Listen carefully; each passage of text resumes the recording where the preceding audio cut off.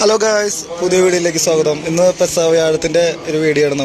നമ്മൾ അപ്പം മുറിക്കൽ പോയിട്ടുണ്ടായിരുന്നു. ഇവിടെ അടുത്ത് പ്രൊഡക്ഷൻ സിറ്റിയിൽ ഞാൻ പോളാറിൻ്റെ വീട്ടിലായിരുന്നു പോയിട്ടുണ്ടായിരുന്നു, ജീസസ് യൂതിൻ്റെ ഭാഗമായിട്ട്. ഓക്കെ, അപ്പം നമ്മൾ ഇവിടെ തൃശ്ശൂർ നമ്മുടെ ഏരിയയിലൊന്നും കാണാത്തൊരു സംഭവമാണ് പെസഹ വ്യാഴം. നമ്മളവിടെ അപ്പം മുറിക്കലില്ല, പക്ഷേ ഇവിടെ ഉണ്ട്. അപ്പം അത്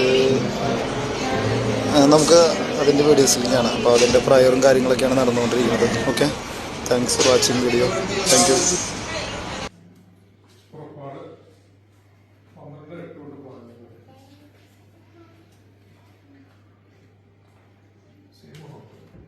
ആഴിക്ക് പടിഞ്ഞാറുമായി താവളമടിച്ചു.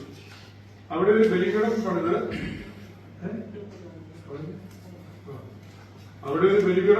കർത്താവിന്റെ നാമം വിളിച്ചു.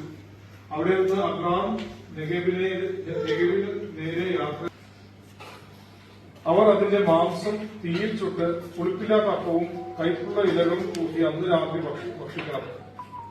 ചുട്ടല്ലാതെ പച്ചയായ വെള്ളത്തിൽ വേവിച്ചോ ഭക്ഷിക്കരുത്. തലയും കാലും ഉൾഭാഗവും അടക്കം ചുട്ട് ഭക്ഷിക്കണം. പ്രഭാതമാകുമ്പോൾ അതിൽ യാതൊന്നും അവശേഷിക്കരുത്.